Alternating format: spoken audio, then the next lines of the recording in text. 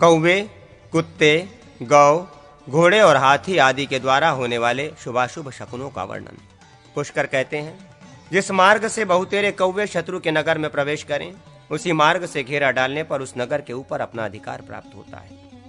यदि किसी सेना या समुदाय में बाईं ओर से भयभीत कौवा रोता हुआ प्रवेश करे तो वो आने वाले अपार भय की सूचना देता है। छाया, तंबू, रावटी आदि अंग, वाहन, उपानह, छत्र और वस्त्र आदि के द्वारा कौवे को कुचल डालने पर अपने लिए मृत्यु की सूचना मिलती है।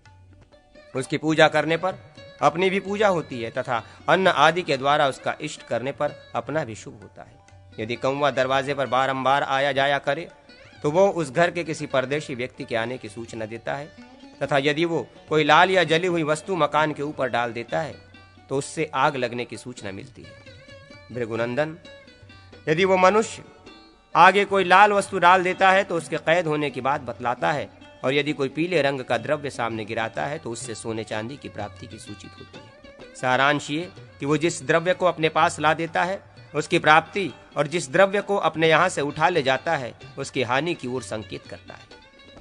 यदि वो अपने आगे कच्चा मांस लाकर डाल दे तो धन की मिट्टी गिरावे, तो पृथ्वी की ओर कोई रत्न डाल दे तो महान साम्राज्य की प्राप्ति होती है। यदि यात्रा करने वाले की अनुकूल दिशा सामने की ओर कौवा जाए तो वह कल्याणकारी और कार्य साधक होता है, परंतु यदि प्रतिकूल दिशा की ओर जाए तो उसे कार्य में बाधा डालने वाला तथा भयंकर जानना चाहिए। यदि कौवा सामने कांव कांव करता हुआ आ जाए तो वो यात्रा का विघातक होता है। कौवे का वाम भाग में होना शुभ माना गया है और दाहिने भाग में होने पर वो कार्य का नाश करता है। वाम मार्ग में होकर कौवा यदि अनुकूल दिशा की ओर चले तो श्रेष्ठ, और दाहिने होकर अनुकूल दिशा की ओर चले तो मध्यम माना जाता है। किंतु वाम भाग में होकर यदि वो विपरीत दिशा की ओर जाए तो यात्रा का निषेध करता है। यात्रा काल में घर पर कौवा आ जाए तो वो अभिष्ट कार्य की सिद्धि सूचित करता है। यदि वो एक पैर उठाकर एक आंख से सूर्य की ओर देखे तो भय देने वाला होता है। यदि कौवा किसी वृक्ष के खोखले में बैठकर आवाज दे तो वो महान अनर्थ का कारण है।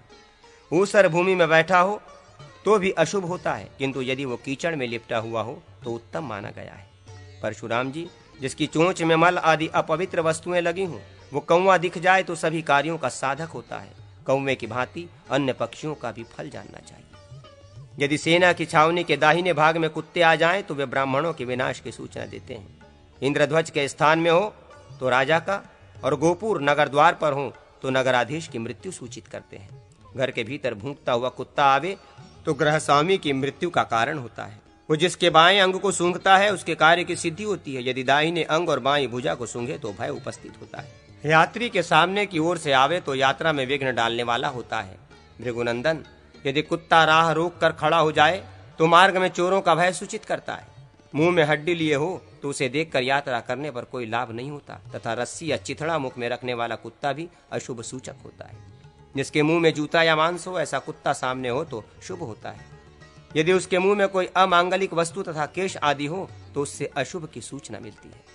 कुत्ता जिसके आगे पेशाब करके चला जाता है उसके ऊपर भय आता है, किंतु मूत्र त्याग कर यदि वो किसी शुभ स्थान, शुभ वृक्ष तथा मांगलिक वस्तु के समीप चला जाए तो वो उसके पुरुष के कार्य का साधक होता है। परशुराम जी, कुत्ते की ही भांति गीदड़ आदि ही समझने चाहिए। यदि कौवे अकारण ही डकारने लगे हों तो समझना चाहिए कि स्वामी के ऊपर भय आने वाला है। रात में उनके बोलने से चोरों का भय सूचित होता है, और यदि वे विकृत स्वर में क्रंदन करें तो मृत्यु की सूचना मिलती है।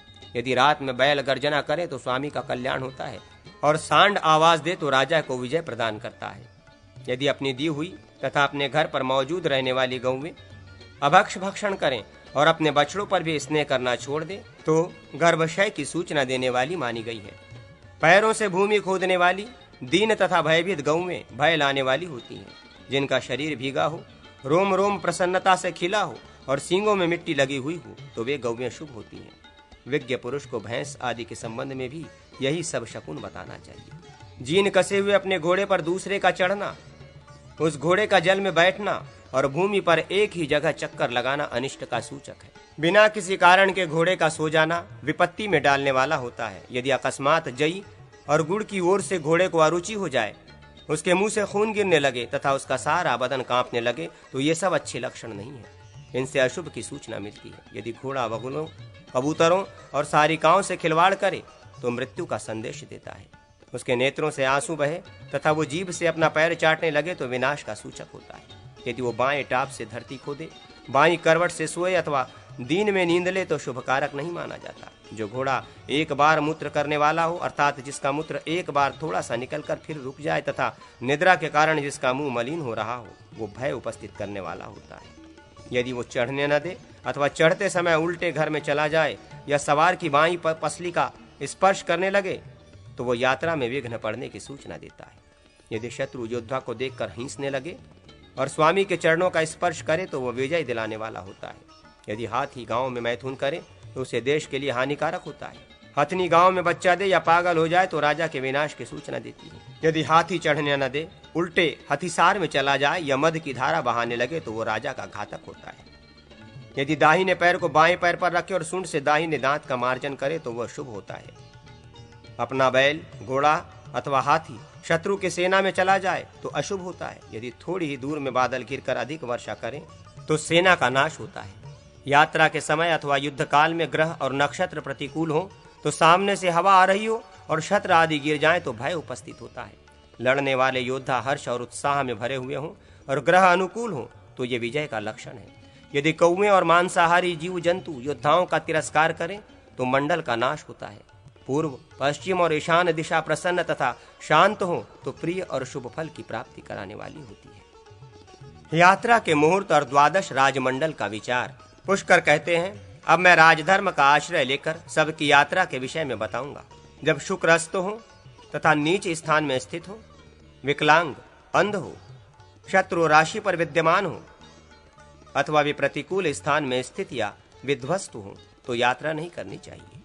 बुध प्रतिकूल स्थान में स्थित हो तथा दिशा का स्वामी ग्रह भी प्रतिकूल हो तो यात्रा नहीं करनी चाहिए। ब्रहधृति, व्यतिपात, नाग, शकुनी, चतुष्पाद तथा किंहस्तुग्न योग में भी यात्रा का परित्याग करना चाहिए। विपत्ति, मृत्यु, प्रत्यरि और जन्म, इन ताराओं में, गंड योग में तथा रिक्ता तिथि में भी यात्रा न करें।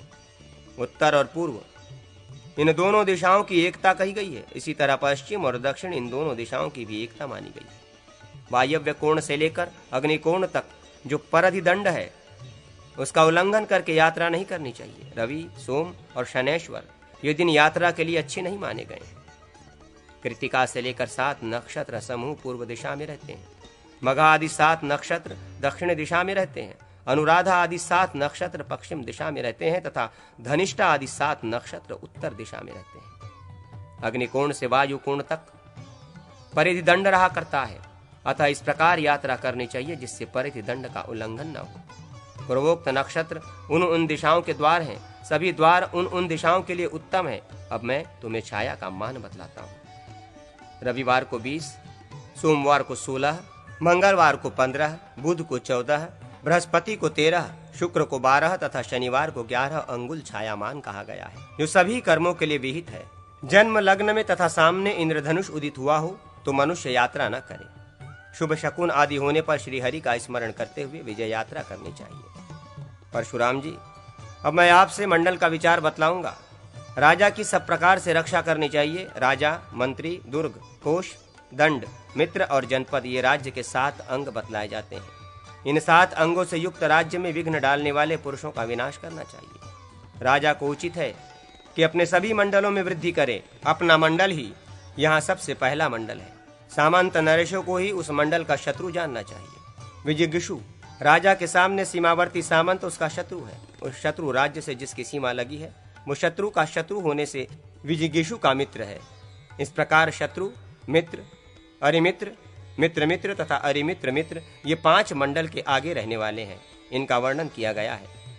अब पीछे रहने वालों को बताता हूँ, सुनिए। पीछे रहने वालों में पहला पराशनि ग्राह है और उसके पीछे रहने वाला आक्रंद कहलाता है। तदनंतर इन दोनों के पीछे रहने वाले आसार होते हैं, जिन्हें क्रमशः प्राशनिग्राहासार और आक्रंद आसार कहते हैं। नरश्रेष्ठ, विजय की इच्छा रखने वाले राजा शत्रु के आक्रमण से युक्त हो अथवा उससे मुक्त, उसकी विजय के संबंध में कुछ निश्चय पूर्वक नहीं कहा जा सकता। विजिगीषु तथा शत्रु दोनों के असंगठित होने पर उनका निग्रह और अनुग्रह करने में समर्थ तटस्थ राजा मध्यस्थ कहलाता है। जो बलवान नरेश इन तीनों के निग्रह और अनुग्रह में समर्थ हो उसे उदासीन कहते हैं। कोई भी किसी का शत्रु या मित्र नहीं है, सभी कारणवश ही एक दूसरे के शत्रु और मित्र होते हैं। इस प्रकार मैंने आपसे ये 12 राजाओं के मंडल का वर्णन किया है। शत्रुओं के 3 भेद जानने चाहिए, कुल्य, अनंतर और कृत्रिम। इनमें पूर्व शत्रु भारी होता है, अर्थात कृत्रिम की अपेक्षा अनंतर और उसकी अपेक्षा कुल्य शत्रु बड़ा माना गया है, उसको दबाना बहुत कठिन होता है। अनंतर सीमा प्रांतवर्ती शत्रु भी मेरी समझ में कृत्रिम ही है। पार्श्व निग्राह राजा शत्रु का मित्र होता है, तथापि प्रयत्न से वो शत्रु का शत्रु भी हो सकता है। इसलिए नाना प्रकार के उपायों द्वारा अपने पार्श्व निग्राह को शांत रखें, उसे अपने वश में किए रहें। प्राचीन नीतिज्ञ पुरुष मित्र के द्वारा शत्रु को नष्ट करा डालने की प्रशंसा करते हैं। सामंत सीमा निवासी होने के कारण मित्र भी आगे चलकर शत्रु हो जाता है। अतः विजय चाहने वाले राजा को उचित है कि यदि अपने में शक्ति हो तो स्वयं ही शत्रु का विनाश करे, मित्र की सहायता न ले, क्योंकि मित्र का प्रताप बढ़ जाने पर उससे भी भय प्राप्त होता है और प्रतापहीन शत्रु से भी भय नहीं होता। विजिगीषु राजा को धर्म विजयी होना चाहिए तथा वो लोगों को इस प्रकार अपने वश में करे जिससे किसी को उद्वेग न हो और सबका उस पर विश्वास बना रहे। दंड, उपेक्षा, माया और साम आदि नीतियों का उपयोग। पुष्कर कहते हैं, परशुराम जी, साम, भेद, दान और दंड की चर्चा हो चुकी है और अपने राज्य में दंड का प्रयोग कैसे करना चाहिए ये बात भी बतलाई जा चुकी है। अब शत्रु के देश में इन चारों उपायों के उपयोग का प्रकार बतला रहा हूं। गुप्त और प्रकाश, ये 2 प्रकार का दंड कहा गया है। लूटना, गांव को गर्द में मिला देना, खेती नष्ट कर डालना और आग लगा देना, ये प्रकाश दंड है। जहर देना, चुपके से आग लगाना, नाना प्रकार के मनुष्यों के द्वारा किसी का वध करा देना, सत्पुरुषों पर दोष लगाना और पानी को दूषित करना, ये गुप्त दंड है। भृगुनंदन, ये दंड का प्रयोग बताया गया। अब उपेक्षा की बात सुनिए। जब राजा ऐसा समझे कि युद्ध में मेरा किसी के साथ वैर विरोध नहीं है, व्यर्थ का लगाव अनर्थ का ही कारण होगा, संधि का परिणाम भी ऐसी ही अनर्थकारी होने वाला है। साम का प्रयोग यहाँ किया गया किंतु लाभ न हुआ। दान से, नीति से भी केवल धन का क्षय ही होगा तथा भेद और दंड के संबंध से भी कोई लाभ नहीं है। उस दशा में उपेक्षा का आश्रय ले, अर्थात संधि विग्रह से अलग हो जाए। जब ऐसा जान पड़े कि अमुक व्यक्ति शत्रु हो जाने पर भी मेरी कोई हानि नहीं कर सकता तथा मैं भी इस समय उसका कुछ नहीं बिगाड़ सकता, उस समय उपेक्षा कर जाए। उस अवस्था में राजा को उचित है कि वो अपने शत्रु को अवज्ञा, उपेक्षा से उपहत करे। अब मायामय कपटपूर्ण उपायों का वर्णन करूंगा। राजा झूठे उत्पातों का प्रदर्शन करके शत्रु को उद्वेग में डाले। शत्रु की छावनी में रहने वाले स्थूल पक्षी को पकड़कर उसकी पूंछ में जलता हुआ लूक बांध दे। वो लूक बहुत बड़ा होना चाहिए। उसे बांधकर पक्षी को उड़ा दे और इस प्रकार ये दिखावे कि शत्रु की छावनी पर उल्कापात हो रहा है। इसी प्रकार और भी बहुत से उत्पात दिखाने चाहिए। भांति भांति की माया प्रकट करने वाले मदारियों को भेजकर उनके द्वारा शत्रुओं को उद्विग्न करे। ज्योतिषी और तपस्वी जाकर शत्रु से कहे कि तुम्हारे नाश का योग आया हुआ है। इस तरह पृथ्वी पर विजय पाने की इच्छा रखने वाले राजा को उचित है कि अनेकों उपाय से शत्रु को भयभीत करे। शत्रुओं पर यह भी प्रकट करा दे कि मुझ पर देवताओं की कृपा है, मुझे उनसे वरदान मिल चुका है। युद्ध छिड़ जाए तो अपने सैनिकों से कहे, वीरों निर्भय होकर प्रहार करो, मेरे मित्रों की सेना यहाँ पहुंची है, अब शत्रुओं के पांव उखड़ गए हैं, वे भाग रहे हैं। यूं कहकर गर्जना करे, किलकारियां भरें और योद्धाओं से कहे, मेरा शत्रु मारा गया। देवताओं के आदेश से वृद्धि को प्राप्त हुआ राजा कवच आदि से सुसज्जित होकर युद्ध में पदार्पण करे। अब इंद्रजाल के विषय में कहता हूँ। राजा समयानुसार इंद्र की माया का प्रदर्शन करे, शत्रुओं को दिखावे कि मेरी सहायता के लिए देवताओं की चतुरंगनी सेना आ गई। फिर शत्रु सेना पर रक्त की वर्षा करे और माया द्वारा यह प्रकट करे कि महल के ऊपर शत्रुओं के कटे हुए मस्तक दिखाई दें। अब मैं 6 गुणों का वर्णन करूंगा। इनमें संधि और विग्रह प्रधान है। संधि, विग्रह, यान, आसन, द्वैधि भाव और संश्रय, ये 6 गुण कहे गए हैं। किसी शर्त पर शत्रु के साथ मेल करना संधि कहलाता है। युद्ध आदि के द्वारा उसे हानि पहुंचाना विग्रह है। विजयाभिलाषी राजा जो शत्रु के ऊपर चढ़ाई करता है उसी का नाम यात्रा अथवा यान है। विग्रह छेड़कर अपने ही देश में स्थित रहना आसन कहलाता है। आधी सेना को किले में छिपाकर आधी सेना के साथ युद्ध की यात्रा करना द्वैभी भाव कहा गया है। उदासीन अथवा मध्यम राजा की शरण लेने का नाम संश्रय है। जो अपने से हीन न होकर बराबर या अधिक प्रबल हो उसी के साथ संधि का विचार करना चाहिए। यदि राजा स्वयं बलवान हो और शत्रु अपने से हीन निर्बल जान पड़े तो उसके साथ विग्रह करना ही उचित है। हीनावस्था में भी यदि अपना शास निग्राह्य विशुद्ध स्वभाव का हो तभी बलिष्ठ राजा का आश्रय लेना चाहिए। यदि युद्ध के लिए यात्रा न करके बैठे रहने पर भी राजा अपने शत्रु के कार्य का नाश कर सके तो पार्श्व निगाह का स्वभाव शुद्ध न होने पर भी वो विग्रह ठान कर चुपचाप बैठा रहे। अथवा पार्श्व निग्रह का स्वभाव शुद्ध न होने पर राजा द्वैधी भाव नीति का आश्रय ले। जो निसंदेह बलवान राजा के विग्रह का शिकार हो जाए उसी के लिए संश्रय नीति का अवलंबन उचित माना गया है। ये संश्रय साम आदि सभी गुणों में अधम है। संश्रय के योग्य अवस्था में पड़े रहते हुए राजा यदि युद्ध की यात्रा करे तो वो उनके जन और धन का नाश करने वाली बताई गई है। यदि किसी के शरण में लेने के पीछे अधिक लाभ की संभावना हो तो राजा संश्रय अवलंबन करे। सब प्रकार की शक्ति का नाश हो जाने पर ही दूसरे की शरण लेनी चाहिए।